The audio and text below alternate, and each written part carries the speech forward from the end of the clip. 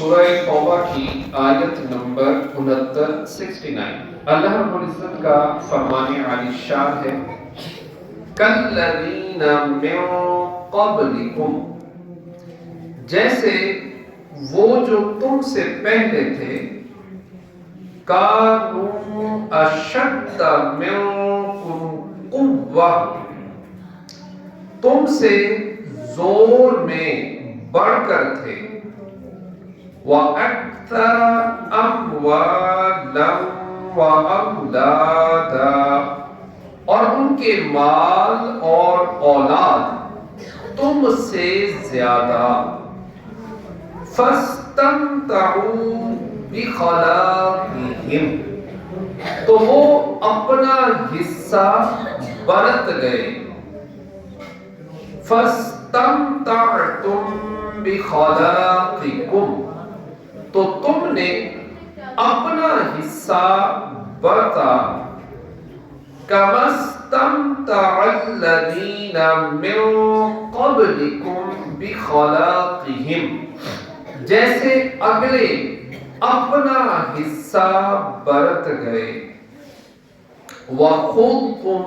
كَالَّذِي خَاضُوا، اور تم بیہودگی میں پڑے جیسے وہ پڑے تھے، اولئک حبطت اعمالهم فی الدنیا والآخرہ، ان کے عمل اکارت گئے دنیا اور آخرت میں، وَأُولَئِكَ هُمُ الْخَاسِرُونَ، اور وہی لوگ گھاٹے میں ہیں۔ یعنی اے منافقوں،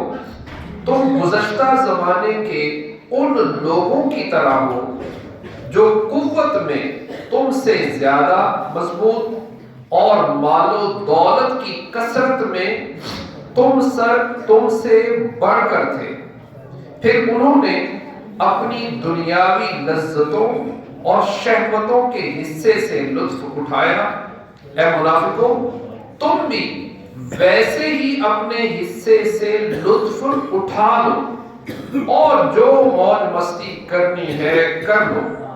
یہ سارا کلام انہیں ڈانٹ ڈپٹ اور دھمکی کے طور پر ہے۔ مزید فرمایا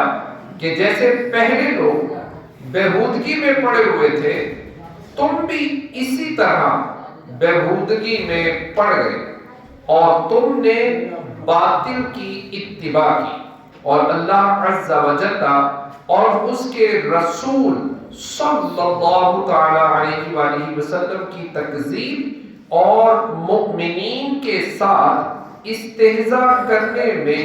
ان کی روش اختیار کر لی، جس کے نتیجے میں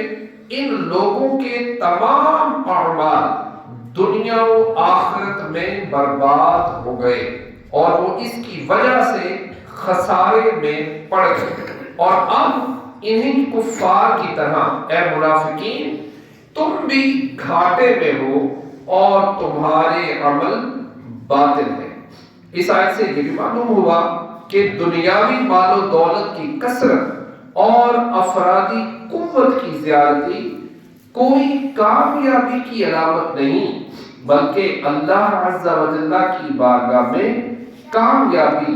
ایمان اور تقوی و پرہیزگاری کے ساتھ ہے۔ ایک اور مقام پر اللہ تعالیٰ ارشاد فرماتا ہے، اور تمہارے مال اور تمہاری اولاد اس قابل نہیں کہ تمہیں ہمارے قریب کر دے، مگر وہ جو ایمان لایا اور اس نے نیک عمل کیا وہ ہمارے قریب ہے۔ ان لوگوں کے لیے ان کے اعمال کے بدلے میں کئی گنا جزا ہے، اور وہ جنت کے بالا خانوں میں امن و چین سے ہوں گے۔ اللہ پاک کی بارگاہ میں دعا ہے جو بڑا سنا عمل کی توفیق عطا فرمائے۔